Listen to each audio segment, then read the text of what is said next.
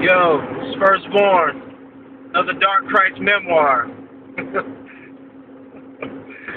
Yo, man.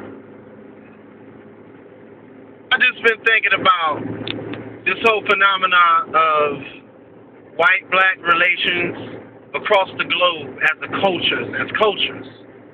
And I'm thinking about it from the context of U.S. relations. And, you can even think about it in the context of European and African continental relations, colonization and all that, South African apartheid.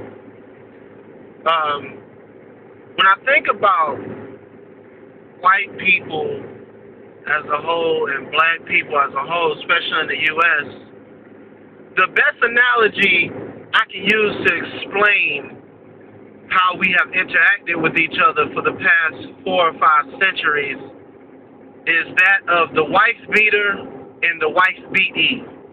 Because white-black relations are almost identical to dysfunctional, physically abusive relationships. You may say, Firstborn, how you come to that conclusion?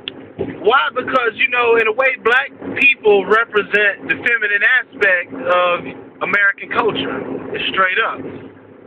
White people represent masculine aspect of culture. How do I mean?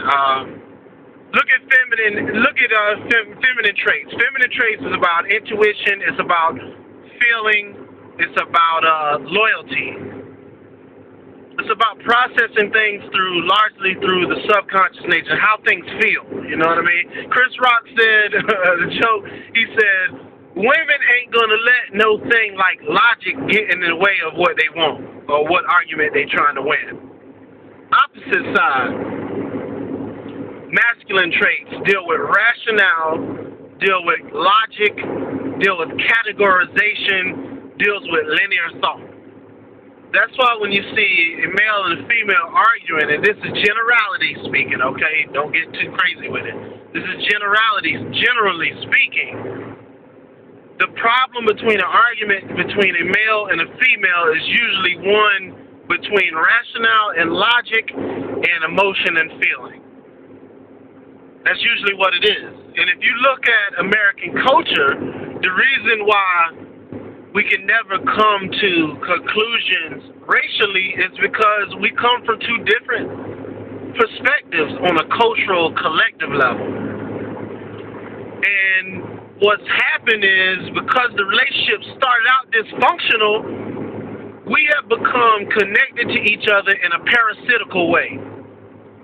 Because what happens now is we're connected to each other based on negative addictions and lack of self-esteem. It's just like an abusive relationship. The female cannot break free because of self-esteem. So the feminine aspect of black people is damaged, and it keeps us in a place where we need to be need to be abused, and we feel like we have to identify ourselves with victimization.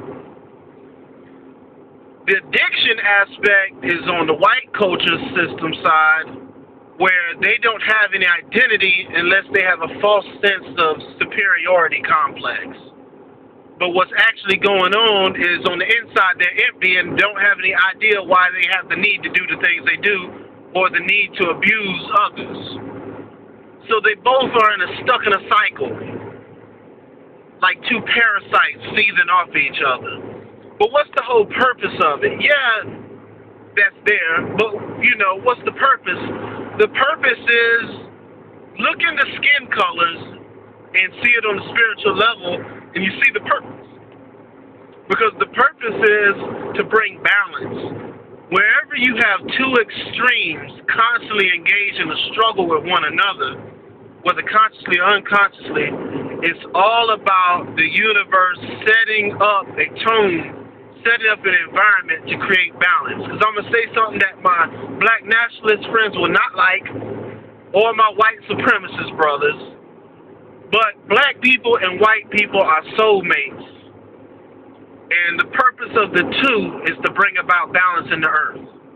Yes, the struggle between what we call now Africans and what we call now Europeans has gone on for some would say maybe 6,000 to 7,000 years. Don't get my scholarship. Don't check it on that. Maybe longer.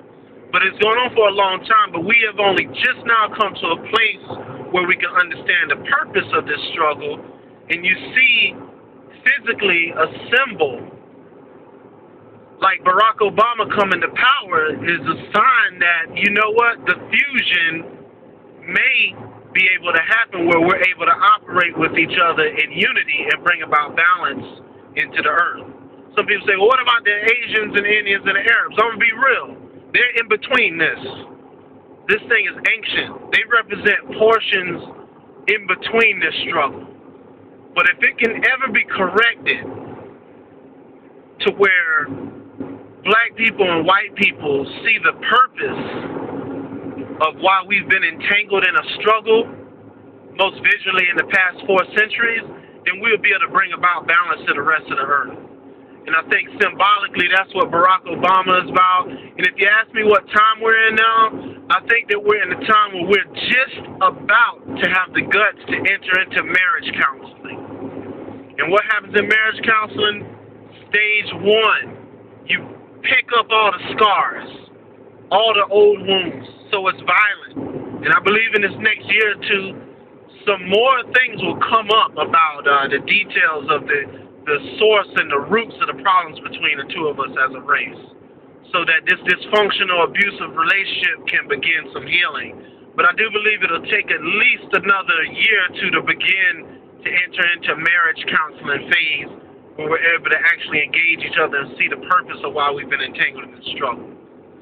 Does this relate to all individuals? No. I have brothers and sisters that are of the European descendantry.